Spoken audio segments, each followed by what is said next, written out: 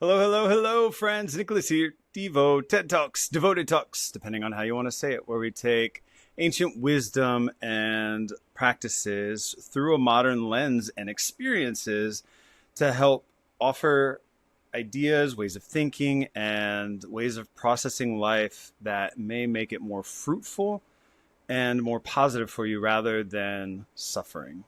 So, I'm working on that. Almost there. I think I've got it refined. Almost there. Yeah, I do have a lot of feelings, and so I like to put them out through here because better out than in, first of all. But second of all, what you don't express is going to fester and, you know, build up within you in ways that are probably less than optimal. And so, what I think about things is they go sour and they start to, ferment within us if we don't give them the oxygen that they need, if we don't give them the expression that they need. And that doesn't mean you go around and blow up at people. That means that you, as I said in an earlier episode, finding a space where you can process, a safe space to land where you can either be in community or on your own, that you can let stuff be titrated to be digested and assimilated in positive ways and helpful ways rather than turning into an intoxicant. Right? Fermentation creates booze in many ways. But sometimes that can be helpful, right? Everything serves a purpose. Like if we are headed in a direction energetically, spiritually, and even physically, sometimes things will be placed in our path that force us to become who is needed to traverse that path in the first place. And so while it may be a long, drawn out, topsy-turvy journey, that may have a lot to do with the things in you that are immovable. And so the path of least resistance is a little bit more nuanced than just flowing downhill, right? Or osmosis, going from a higher concentration to a lower concentration. But what does that mean? I like the Course in Miracles because it talks about a highly individualized curriculum for each person. And it is designed specifically for you. And it's not about whether you get it done. It's that you will take the pathway that you are most ready for at any given moment to be in that highly individualized curriculum. And so if you start to veer off, you start to get all kinds of lessons that try to steer you back. And I do believe at times people expire because they've just gone so far off the course that they're like, ugh. It's kind of like Super Mario Kart old school, right? You can drive off the course for so long before the game is finally like, sorry, game over. And, I can kind of see that, but my biggest fear is that I'm somehow done and have veered off with the life that I'm in right now because I feel like I'm spinning my wheels in many ways, and that I don't have a clear path forward that seems to be evident or even necessarily possible. Like I know what I'm capable of, and I've seen visions of the life I could lead. And sometimes I sit back and I'm like, did I see glimpses of an alternate me? Because I feel so far away. But I do know what I'm possible. I do know that I am capable of anything. And I do know that the direction I'm headed is world changing. But just because I can see the future and the destiny doesn't mean that it's here today. And that's the part of life that, the ancients called the mystery. It is a mystery. It is an illusion. And that the things that are holding us up may actually, instead of being impediments, be our greatest assets. They could end up being the things that make us able to be that person when the time comes. But how would you know without taking the journey in the first place to get to the destination and to get to the future that has been seen? right? And I know people get all twisted in that, right? I've heard just as many Christians talk about gifts of the Spirit, but it can only be from the Spirit because they might be from the devil or other energies too. Well, yeah, but how do you know yours isn't someone faking yours, right? I mean, I don't know. Why would I believe that your ability to speak tongues is any different than people going into a meditative trance and bringing forth an entity in channeling? Why would I think it's different?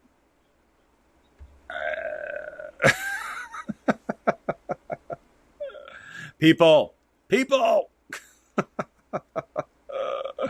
Oh my goodness. So yeah, what to do, what to do, what to do. That is a fantastic question. What to do is a fantastic question. Our lives are our own. They're not meant to be journeyed alone, but they can be, and sometimes they are. But the curriculum is non-negotiable. It may look different depending on the choices that we make, but the curriculum is still the same. Just like if you are taking classes and you ace them with a lot of ease, you would progress to the next stage quickly. Whereas if you are having trouble picking up certain lessons, you can't progress. Like if you can't get algebra, it might be really hard to work your way up to calculus. And so you got to keep repeating algebra until you can really get it. That's not really how our school systems work. It would be nice if that was maybe how they worked, because if it was really about education rather than giving kids something to do from, 5 years old till 18, so 17, whatever age. But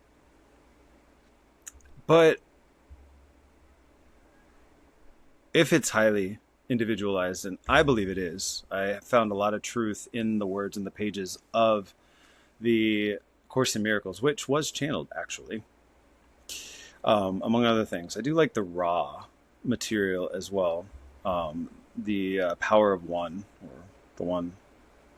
Anyway, but it's interesting that the messages come through differently based on the channel. But if you can really see beyond the threads of the words and the specificity, being able to look at the heart and the thing that ties everything together, it's easy to see how interconnected and how similar all of these stories and messages are. And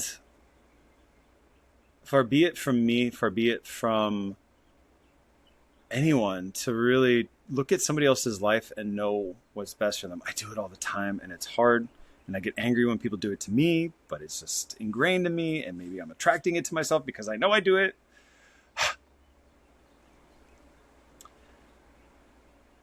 But I don't think life is as simplistic as little tropes. Tropes are good. Little proverbs are good too, but they're not everything. They can't be everything. You are the one that gives it meaning. So the meaning that it even has is it bouncing and resonating through and around you in the first place. Now,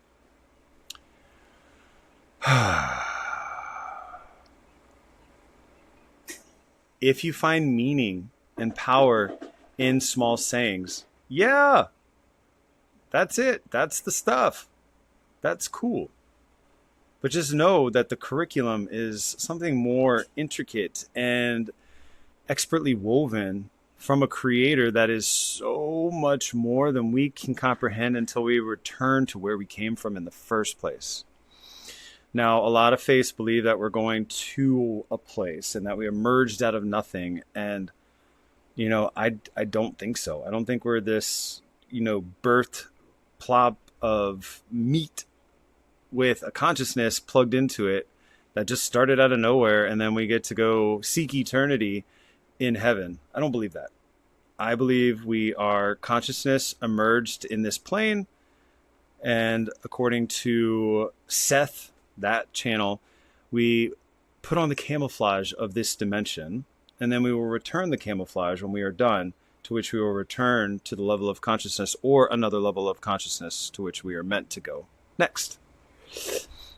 And that the lessons of the curriculum are so individual that only you can really pick them out, discover them, excavate them, and live them.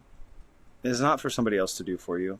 Other people's lives are not necessarily for you to strive to be. You can do that, but is that authentic? Is that really you? It's a great question. If somebody has a life that you want, living like they live might be a great way to have that life, but do you really want that life, or do you like what you think that life is? And that's a hard question. It's almost always been what I thought their life was. And the more I've gotten to know people, the more I've learned how similar we are and not different, and that we are so much more similar and messed up than I ever thought.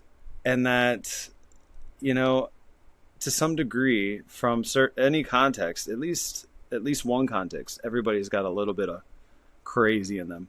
Some just have lived more than others, and that's fine. It's what makes the earth turn. But we still have our highly individualized curriculum.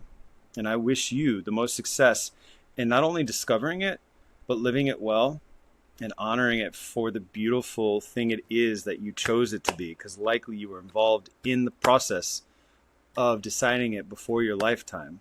But again, depending on your faith, that may be hard for you to believe, because maybe you just popped into existence at conception. Okay. I'm not making fun of it. I hope I didn't make light of it in a way that bothers you, because really I'm just trying to emphasize that none of us really know. And the minute we know, we're gone. So, hello. Let's stop trying to pretend like we know better. Let's stop trying to pretend. And then be well and be free.